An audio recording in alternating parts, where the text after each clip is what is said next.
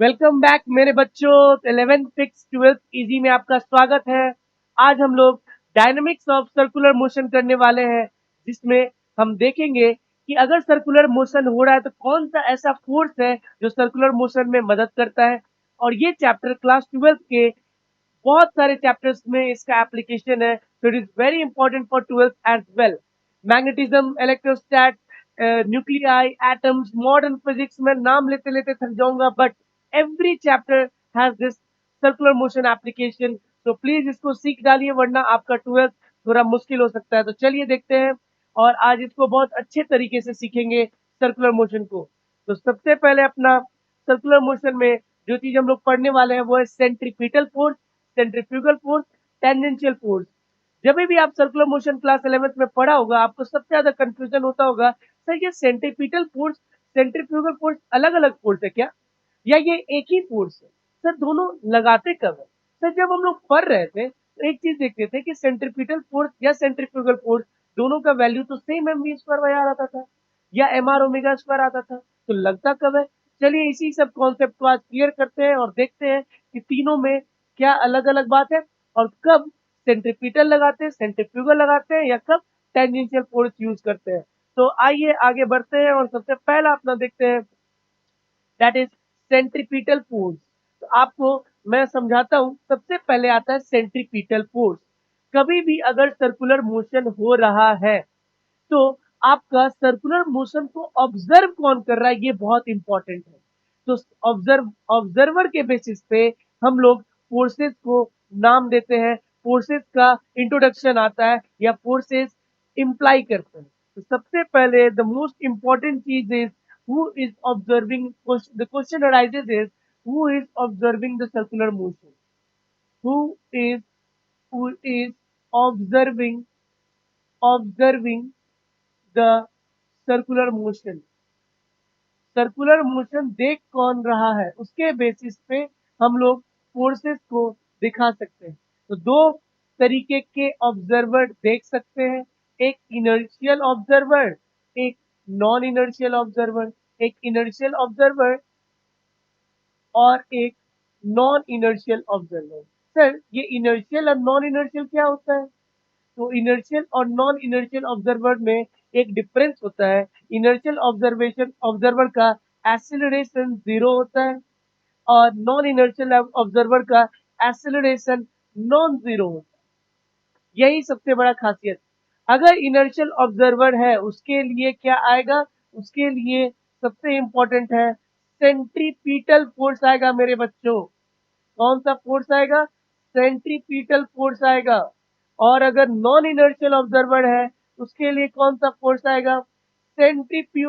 Centrifugal force आएगा मेरे बच्चों। कौन सा फोर्स आएगा? सेंट्रीफ्यूगल।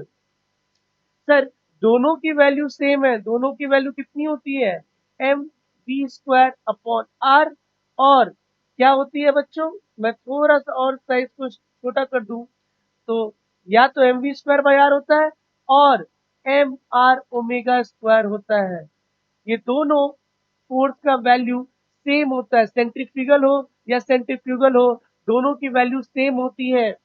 मैं आपको बता रहा हूं डिफरेंस कहाँ आता है। जो ऑब्जर्वर उसको देख रहा है, कौन? जो उसको देख रहा है। डिफरेंस कहाँ आती है? जो ऑब्जर्वर उसको देख रहा है। अगर इनर्शियल फ्रेम का ऑब्जर्वर देख रहा है जिसके पास कोई एक्सीलरेशन नहीं है, या तो कांस्टेंट वेलोसिटी से दौड़ रहा है, या तो खड़ा होके देख रहा है, then he is an inertial observer, और उसके लिए सेंट्रीपिटल फोर्स दिखाते हैं। और अगर नॉन इनर्शियल ऑब्जर्वर देख रहा है, मतलब अगर सर्कुलर मोशन हो रहा है, चलिए देखते हैं। मान लेते हैं ये सर्कुलर मोशन हो रहा है, एक बॉडी है जो सर्कुलर मोशन कर रही है। अगर आपका ऑब्जर्वर यहाँ पे खड़ा है, ग्राउंड पे खड़ा है, नॉन इनर्शियल फ्रेम का ऑब्जर्वर, देन आप उस पे कौन सा फोर्स दिखाओगे बच्चा? आप उस पे अंदर की तरफ एफ सी दिखाओगे, सेंट्रीपिटल। अगर वही आपका ऑब्जर्वर, अगर आपका फिर से मैं देखूं, अगर सर्कुलर मोशन ले लूं बॉडी का, और अब ऑब्जर्वर मेरा इसी बॉडी के ऊपर में है, कभी भी सेंट्रीफ्यूगल का कॉन्सेप्ट लगाना है। ऑब्जर्वर को जो बॉडी सर्कुलर मोशन कर रहा है उसी के ऊपर बैठा दो। मैं एक ही चीज बोल रहा हूं, अगर ऑब्जर्वर को आप उसी बॉडी के ऊपर बैठा देते हो तो आप एक चीज जान लो, आप सेंट्रीपीटल से इजाद पालोगे और एक ही फोर्स दिखाओगे, that is nothing but centrifugal force. This is centri centrifugal centri centrifugal centripetal centripetal. तो यहाँ पे आ जाएगा सेंट्रीफ्यूगल फोर्स। कौन सा आ जाएगा? Centrifugal force. इसको हम लोग स्यूडो फोर्स भी बोलते हैं। क्या बोलते हैं बच्चा? स्यूडो फोर्स भी बोलते हैं। स्यूडो फोर्स मतलब झूठा फोर्स। और झूठा फोर्स इसलिए कह रहे हैं क्योंकि न्यूटन इनको एक्सप्लेन नहीं कर पाए थे। न्यूटन लॉ ऑफ मोशन में आप स्यूडो फोर्स नहीं दिखा सकते। इसको डिटेल से समझते हैं कि सर सेंट्रीफ्यूगल फोर्स कैसे अप्लाई करेंगे, सेंट्रीपिटल फोर्स कैसे अप्लाई करेंगे, उसकी वैल्यूज क्या होती है। चलो देखते हैं एक एक चीज को। इसीलिए मैं आपको एक चीज बता दिया कि अगर सर्कुलर मोशन का बात होगा, ये कोई बच्चा नहीं समझना चाहता है कि सेंट्रीपिटल और सेंट्रीफ्यूगल कब आता है। वो तभी आता है जब ऑब्जर्वर पे डिपेंड करता है। तो सबसे पहला सवाल आपका सर्कुलर मोशन होना चाहिए टीचर से या दूसरे स्टूडेंट से, कौन देख रहा है इस मोशन। अगर नॉन इनर्शियल फ्रेम का ऑब्जर्वर देख रहा है तो उसके लिए सेंट्रीफ्यूगल फोर्स आएगा, स्यूडो फोर्स आएगा। ये आपका न्यूटन लॉ ऑफ मोशन में कॉन्सेप्ट क्लियर किया जाता है। अगर इनर्शियल फ्रेम का ऑब्जर्वर देख रहा है, ग्राउंड पे खड़ा होकर कोई सर्कुलर मोशन होते हुए देख रहा है, उस आदमी के लिए बस एक फोर्स आएगा, सेंट्रीपिटल फोर्स। बातें समझ में आ रही है? चलिए और डिटेल में समझते हैं, क्वेश्चन में अप्लाई करते हैं तब समझ में आएगा। तो सबसे पहले आता है अपना सेंट्रीपिटल फोर्स। सर ये फोर्स होता तो समझ में आ गया कि इनर्शियल फ्रेम के लिए, बट इसकी वैल्यू क्या होती है, चलिए समझते हैं। तो आंख बंद करके याद रखिए कि कभी भी अगर एक सर्कुलर मोशन हो रहा है तो एक ऑब्जर्वर जो ग्राउंड पे खड़ा है उसके लिए एक फोर्स होगा ही होगा, और उस फोर्स का नाम होगा सेंट्रीपिटल फोर्स। और वो force, the force that is necessary to keep an object moving in circular path. अगर बॉडी सर्कुलर पाथ पे घूम रहा है तो इनर्शियल फ्रेम ऑब्जर्वर के लिए, किसके लिए? इनर्शियल फ्रेम ऑब्जर्वर के लिए। ये चीजें कोई नहीं समझाता है कि किसके लिए सेंट्रीपिटल दिखा रहे हैं, इनर्शियल फ्रेम। मेरे बच्चों को ये चीज आना चाहिए कि किसके लिए हो रहा है बच्चा, इनर्शियल फ्रेम ऑब्जर्वर के लिए हो रहा है। तो चलिए देखते हैं क्या value. Sir force of centripetal होता है mass into acceleration of centripetal force. Just kinematics में मैंने बताया एक सेंट्रीपिटल एक्सीलरेशन होता है जिसकी value v square by r होती है या आर ओमेगा स्क्वायर होती है। सर एसी की वैल्यू कितनी होती है? सर सेंट्रीपिटल एक्सीलरेशन की वैल्यू कितनी होती है? Sir v square by r और आर ओमेगा स्क्वायर, दोनों में से कोई लिख सकते हैं। तो सेंट्रीपिटल फोर्स आएगा, एक्सीलरेशन विदाउट फोर्स नहीं आ सकता है। तो फोर्स जो कहलाता है वो सेंट्रीपिटल फोर्स कहलाता है। वो किसके लिए होता है? इनर्शियल फ्रेम ऑब्जर्वर के लिए होता है। किस तरफ दिखाते हैं? वो ऑलवेज सेंटर के तरफ होता है, ऑलवेज सेंटर के तरफ होता है। आप देख सकते हैं अगर बॉडी को कोई मोड़ने वाला नहीं होगा, अंदर नहीं खींचेगा, तो बॉडी तो स्ट्रेट टेंजेंशियली चला जाएगा। तो कभी भी सर्कुलर मोशन हो रहा है तो हर समय बॉडी को सर्कुलर मोशन में खींचने के लिए एक फोर्स होना चाहिए, and that force is called centripetal force.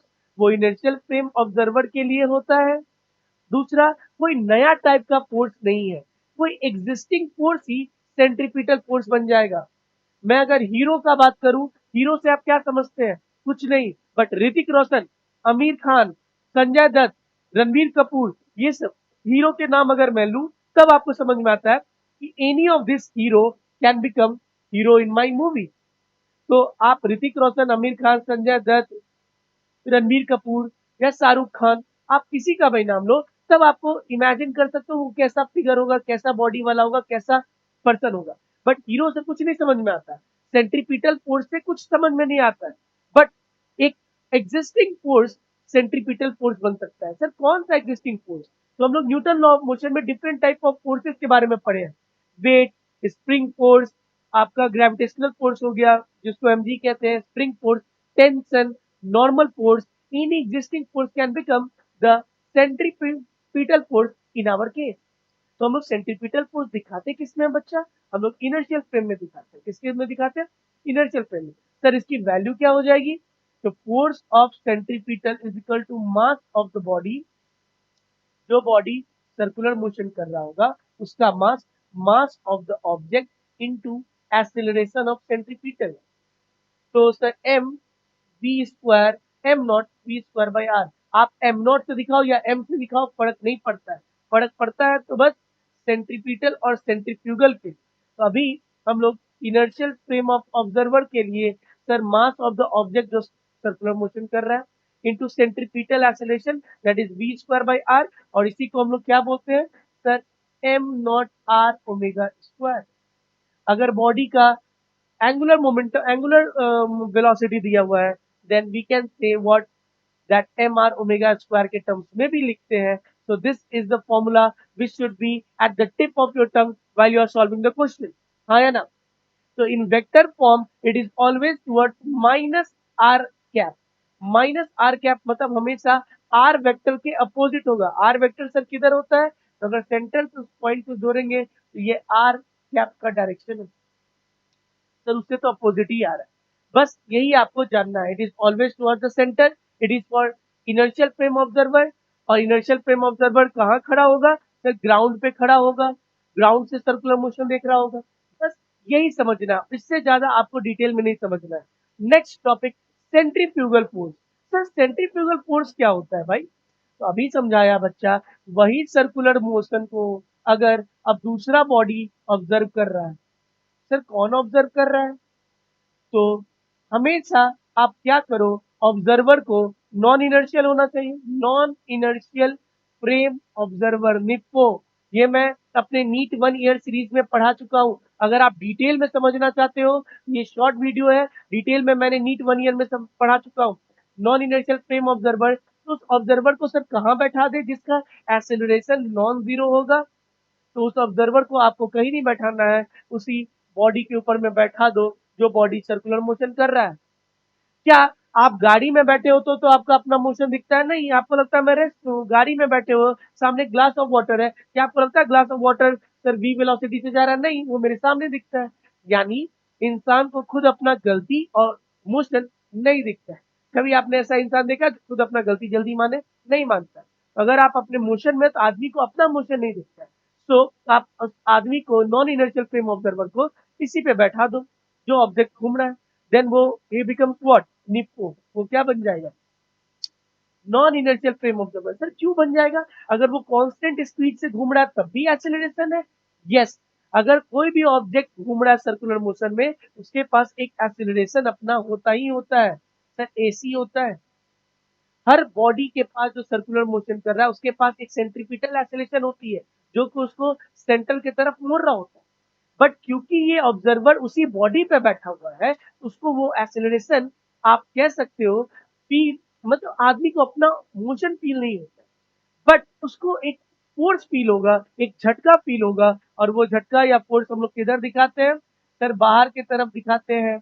अगर आप गाड़ी में बैठे हुए हो और सर्कुलर टर्न लेते हो तो आपको बाहर की तरफ एक झटका फील होता है।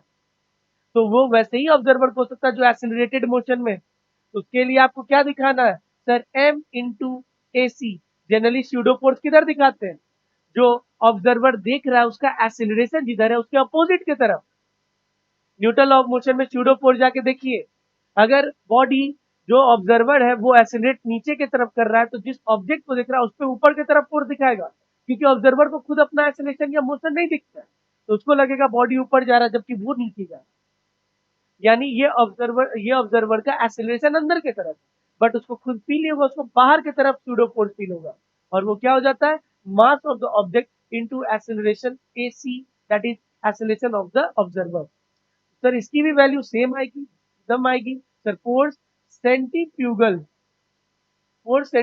की वैल्यू भी M naught into A C ही आएगी, M into R omega square ही आएगा। कोई नया फोर्स नहीं है, बस एक स्यूडो फोर्स है जो किसको फील होता है? नॉन इनर्शियल फ्रेम ऑब्जर्वर को। प्लीज ये कॉन्सेप्ट समझिए, क्योंकि ये जल्दी टीचर्स नहीं बताते हैं और बच्चे समझना भी नहीं चाहते। तो your first question should be कि ऑब्जर्वर कौन है, इनर्शियल कि नॉन इनर्शियल? अगर नॉन इनर्शियल है यानी वो ऑब्जेक्ट पे ही बैठा हुआ है, तो वो क्या दिखाएगा? वो एक बाहर की तरफ फोर्स दिखाएगा, उस पर सेंट्रीपिटल फोर्स नहीं लगता है, मैं नहीं दिखा रहा हूँ।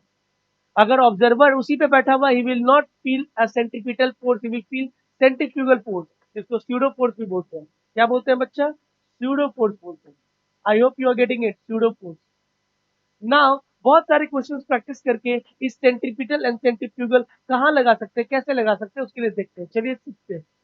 तो अगला आपका पहला क्वेश्चन आ चुका है और ये क्वेश्चन चलिए देखते हैं। First question, a block of mass 2 kg is tied to a string of length and other end is fixed। एक ब्लॉक है जिसको एक स्ट्रिंग से बांधा गया और ब्लॉक यहाँ पे है and it is other end is fixed, one end is tied to the block, the block is moved on a smooth horizontal table। एक horizontal टेबल पे इसको मूव कराया जा रहा है, एक टेबल पे सर्कुलर मोशन कर रहा है। Find the with constant speed, उसकी स्पीड क्या है सर? उसकी स्पीड क्या है बच्चा? उसकी स्पीड ऑल द टाइम कितनी है सर? 5 मीटर पर सेकेंड। आपसे पूछ रहा what is the tension in the string. अब ऑब्जर्वर आपका कौन है? मान लीजिए निप्पो है। कौन है? इप्पो है। इनर्शियल फ्रेम ऑब्जर्वर ग्राउंड से देख रहा है, तो उसको एक फोर्स जरूर दिखाना होगा सेंटर की तरफ, f c, which will be providing the necessary centripetal force for circular motion. So f c must be equal to m we square by r. अब रेडियस जो दिया हुआ है वो रेडियस कितना दिया हुआ है बच्चा? लेंथ 2 मीटर का लेंथ दिया हुआ है। नाउ इस समय कौन सा फोर्स अंदर की तरफ लग रहा है सर? एफसी तो कोई फोर्स नहीं होता, हीरो तो कोई आदमी नहीं होता। या तो शाहरुख खान, या तो आमिर खान, या तो संजय दत्त, कोई आदमी मेरा एफसी बनेगा, हीरो बनेगा। उसी तरीके से कोई फोर्स मेरा एफसी बनेगा और यहाँ कौन सा फोर्स लग रहा होगा? टेंशन फोर्स लग रहा होगा, जो कि आपके लिए एफसी का काम करेगा। कौन सा काम करेगा बच्चा? एफसी का काम करेगा। एफसी पुणे में एक रोड भी है, फर्गुसन रोड, एफसी रोड। तो यहाँ पे सेंट्रीपिटल फोर्स का काम कौन करेगा बच्चा? यहाँ पे टेंशन फोर्स करेगा, जो अंदर के तरफ लग रहा होगा। तो necessary force which will be becoming centripetal force for my motion is tension is equal to m we square by r. Sir mass of the object जो घूम रहा है वो 2 दिया हुआ है, वेलोसिटी 5 दिया हुआ है, तो 5 स्क्वायर, रेडियस 2 दिया हुआ है, 2 से 2 कट जाएगा, 25 न्यूटन। वाओ! सर इस क्वेश्चन को हम सेंट्रीफ्यूगल फोर्स से भी बना सकते हैं क्या? बिल्कुल बना सकते हैं सेंट्रीफ्यूगल से। देखिए यहाँ पे एवरी क्वेश्चन को सेंट्रीपिटल सेंट्रीफ्यूगल से बना सकते हैं, बस आपका ऑब्जर्वर बदल जाएगा और मोस्ट ऑफ द केसेस में आपका सेंट्रीफ्यूगल आपके मोशन को थोड़ा आसान बना देता है। कॉम्प्लेक्स क्वेश्चन को सेंट्रीफ्यूगल से सॉल्व किया जाता है। मान लीजिए ऑब्जर्वर अब मेरा ये है, दैट इज निप्पो बच्चा, तो इसको कौन सा फोर्स फील होगा? क्योंकि इसकी एक्सीलरेशन, इस आदमी की एक्सीलरेशन अंदर के तरफ है, एसी है, तो इसको बाहर के तरफ एक मोशन, एक फोर्स फील होगा, उसका नाम होगा एफ सेंट्रीफ्यूगल। एफ सेंट्रीफ्यूगल, हाँ या ना? और अंदर के तरफ तो फोर्स दिखेगा ही दिखेगा, दैट इज टेंशन। अगर ये आदमी बैठा है तो धागा पे फोर्स तो दिखाएगा ही दिखाएगा, और ओरिजिनल फोर्सेस तो दिखाने हैं भाई, ओरिजिनल फोर्स तो दिखाने हैं, ओरिजिनल फोर्स तो आपको दिखाना ही पड़ेगा। और सेंट्रीफ्यूगल जबरदस्ती का फोर्स है, जो स्यूडो फोर्स कहलाता है, वो आपको लगाना पड़ता है अगर ऑब्जर्वर निप्पो है तो, नॉन इनर्शियल। तो क्या हो जाएगा sir? F centrifugal must be equal to the tension force. F centrifugal का वैल्यू क्या होता है? Mass of the object which is revolving into acceleration of the निप्पो। निप्पो का जो ऑब्जर्वेशन एक्सेलरेशन है, that is equal to tension. Sir तो क्या हो जाएगा? Tension is equal to mass into v square by r. फिर तो वही वैल्यू आएगा। बातें समझ में आ रही? कॉन्सेप्ट बदल जाता है, फोर्स का डायरेक्शन बदल जाता है। आप कान को ऐसे पकड़ो या ऐसे पकड़ो, पकड़ाता कान ही है, बट तरीका अलग। उसी तरीके से आप सेंट्रीपिटल लिखो या सेंट्रीफ्यूगल लिखो, होना एक ही चीज है, आना वैल्यू एक ही चीज है, बट तरीका अलग है, डायरेक्शन अलग है, कंसेप्ट अलग है, फीलिंग अलग है। बात समझ में आ रहे है? तो ये फीलिंग है बच्चा। चलो नेक्स्ट क्वेश्चन करते हैं, second question of the day. अब हम लोग दो दो टाइप के नहीं लगाएंगे, एक क्वेश्चन समझेंगे और ट्राई करेंगे कि कैसे सॉल्व करते हैं। Block of mass is tied to a spring of spring constant K. Natural length of the spring is L, and the other end of the spring is fixed at the point O. Yes, it is fixed. If the block moves in a circular path of a smooth horizontal surface, यानी friction वगैरह नहीं है, with a constant angular velocity omega, find the tension। अगर मेरा यहाँ पे observer है तो वो उसको घूमता हुआ दिखेगा, उसके लिए अंदर में कोई फोर्स होगा, अभी तो स्प्रिंग फोर्स है, क्योंकि स्प्रिंग फोर्स ही एक बॉडी पे लग रहा है। बट ये फील लेने के लिए ज्यादा अच्छा कौन सा रहेगा? चलो मैं ऑब्जर्वर को कहाँ खड़ा कर देता हूँ, इसी ऑब्जेक्ट पे खड़ा कर देता हूँ। अगर ऑब्जर्वर इसी ऑब्जेक्ट पे खड़ा है तो उसको ऑब्जेक्ट फील होगा कि बाहर की तरफ पहले फोर्स लगेगा। बाहर की तरफ कौन सा फोर्स लगेगा? बाहर की तरफ सेंट्रीफ्यूगल फोर्स लगेगा, सेंट्रीफ्यूगल। अब जब बाहर की तरफ फोर्स लग रहा है तो वो बॉडी बाहर जाना चाहेगा तो स्प्रिंग स्ट्रेच हो जाएगा, तो अंदर की तरफ कौन सा फोर्स लगेगा? एफ ऑफ स्प्रिंग लगेगा, और एक मोमेंट आएगा जब spring force must be equal to centrifugal और वो घूम रहा हो। तो इलोंगेशन आते आते एक समय आएगा f of spring must be equal to f centrifugal, और इस सेंट्रीफ्यूगल के लिए एफ ऑफ स्प्रिंग क्या होता है बच्चा? के एक्स लगता है, फोर्स है। अंदर की तरफ सेंट्रीफ्यूगल क्या होता है sir? M r omega square, क्योंकि यहाँ पे ओमेगा की बात की है, उसने वेलोसिटी नहीं दिया है। अरे बोल, तो यहाँ पे क्या पूछ रहा है आपसे? Find the tension in the spring, so this is the spring force का tension, tension of spring. Tension of spring is a force, force कितना होता है? के एक्स, और उसकी वैल्यू कितनी हो जाएगी? M r omega square. Simple, कुछ है ही नहीं। ज्यादा अच्छा फीलिंग सेंट्रीफ्यूगल से आता है कि पहले जब ये सर्कुलर मोशन स्टार्ट करेगा तो इसको बाहर की तरफ एक फोर्स फील होगा, दैट इज सेंट्रीफ्यूगल, और उसको निगेट करने के लिए कौन अंदर में? स्प्रिंग फोर्स डेवलप हो जाएगा। तो ज्यादा अच्छा फीलिंग मुझे सेंट्रीफ्यूगल से आ रहा है। तो सेंट्रीपिटल से सीधे आप स्प्रिंग लगा दे, उसको सेंट्रीपिटल के बराबर कर दे, ज्यादा मजा नहीं आता। मजा फील सेंट्रीफ्यूगल से आ रहा है। तो चलिए आगे सीखते हैं। आज के बाद आपको सेंट्रीपिटल और सेंट्रीफ्यूगल को पूछेगा कि दोनों अलग है, अलग है। किसके लिए होता है? ऑब्जर्वर पे डिपेंड करता है। अगर ऑब्जर्वर इनर्शियल फ्रेम का ऑब्जर्वर है तो सेंट्रीपिटल दिखाएगा, और नॉन इनर्शियल फ्रेम का ऑब्जर्वर है तो सेंट्रीफ्यूगल दिखाएगा। चलिए थर्ड क्वेश्चन करते हैं, third question of the day, third question and last question of the day. चलिए इसको करते हैं, ध्यान से, अच्छा क्वेश्चन है ये। The coefficient of friction between the block and the table is mu. जिस टेबल पे ब्लॉक घूम रहा है उस टेबल पे कोएफिशिएंट ऑफ फ्रिक्शन म्यू है। Find the tension in the string if the block moves on the horizontal with a speed of v। किस speed से जा रहा है? v से जा रहा है। तो आपका फ्रिक्शन में दो वैल्यू होता है, फ्रिक्शन में होता है एफ आर लिमिटिंग और एक होता है फ्रिक्शन की value. F r limiting is the friction का मैक्सिमम वैल्यू, इससे ज्यादा फ्रिक्शन लग नहीं सकता। यानी अगर आप ध्यान दो, अगर मैं ऑब्जर्वर को इसी बॉक्स पे खड़ा कर दूं तो सबसे पहले इस पे बाहर की तरफ क्या लगेगा सर? बाहर की तरफ सेंट्रीफ्यूगल फोर्स दिखा दो, एफ सेंट्रीफ्यूगल। अब ये ब्लॉक अगर बाहर की तरफ स्लाइड अवे होना चाहेगा, क्योंकि मेरा ऑब्जर्वर उसी के ऊपर बैठ गया है, उसको फील होगा कि मैं बाहर की तरफ एक्सेलरेट हो रहा है, बाहर की तरफ फेंका रहा है। जब आप कार में बैठते हो तो आप एक्सेलरेटेड फ्रेम में हो कि नॉन एक्सेलरेटेड फ्रेम में हो? जब आप सर्कुलर टर्न ले रहे हो, जब भी सर्कुलर टर्न ले रहे हो तो आपका एक सेंट्रीपिटल एक्सेलरेशन अंदर की तरफ होता है, यानी आप एक्सेलरेटेड फ्रेम में हो। तो आपको क्या फील होगा? एक बाहर की तरफ स्यूडो फोर्स फील होता है, हाँ या ना? तो आपने सेंट्रीफ्यूगल दिखाया। अब इसको रोकने वाला पहला फोर्स कौन होगा सर? टेंशन होगा, जो धागा से कनेक्टेड है, कि फ्रिक्शन होगा। तो first friction arises, first friction force arises to stop, friction force arises to stop the body, to stop the object. बातें समझ में आ रही है? तो फर्स्ट केस, इसमें दो केस बनेगा। फर्स्ट केस कि फ्रिक्शन का limiting value is greater than F centrifugal. अगर सेंट्रीफ्यूगल बाहर के तरफ वाले फोर्स से लिमिटिंग फोर्स ही बड़ा हो जाएगा, then friction is enough to cater it, friction is enough to cater centrifugal force, enough to challenge और handle centrifugal force, handle F centrifugal. देन आपका, आपसे क्या पूछ रहा है? तब टेंशन क्या हो जाएगा? तब टेंशन डेवलप होने का जरूरत ही नहीं है, टेंशन की वैल्यू जीरो हो जाएगी। अगर मैं अकेला friction he force is 25 Newton और बाहर की तरफ फोर्स लग रहा है 10 न्यूटन, तो भाई बाहर खींचने वाला फोर्स 10 है और फ्रिक्शन उसको रोकने वाला 25 है, तो 25 न्यूटन लगने की जरूरत ही नहीं है। Friction F limiting variable force होता है, फ्रिक्शन वेरिएबल होता है, फ्रिक्शन की मैक्सिमम वैल्यू एफ लिमिटिंग होती है, but friction is static, friction is changing value, तो वो 10 न्यूटन लगा के रोक लेगा।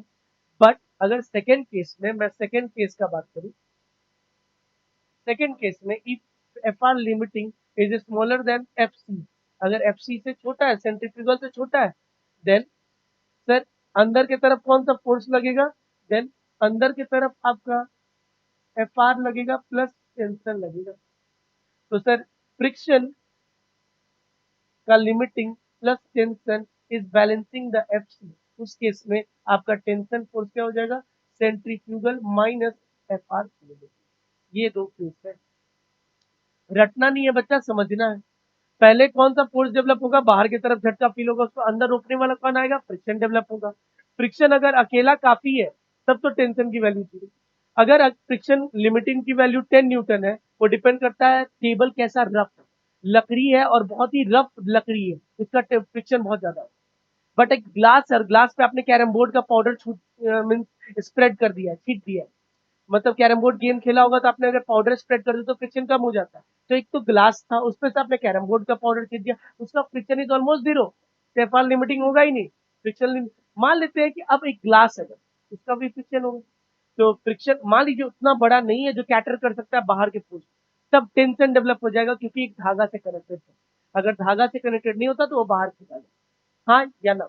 इस तरीके से आपको कॉन्सेप्ट समझ में आ रहा है कि फीलिंग ज्यादा किससे समझ में आती है, सेंट्रीपिटल सेंट्रीफ्यूगल दोनों अलग फोर्स है, डिपेंड करता है ऑब्जर्वर पे।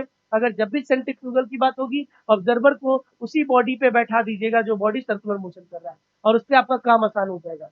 आई होप आपको कॉन्सेप्ट समझ में आया होगा, मजा आया होगा। मन लगा के पढ़िए। I will upload question of in the form of DPP on the Telegram channel app.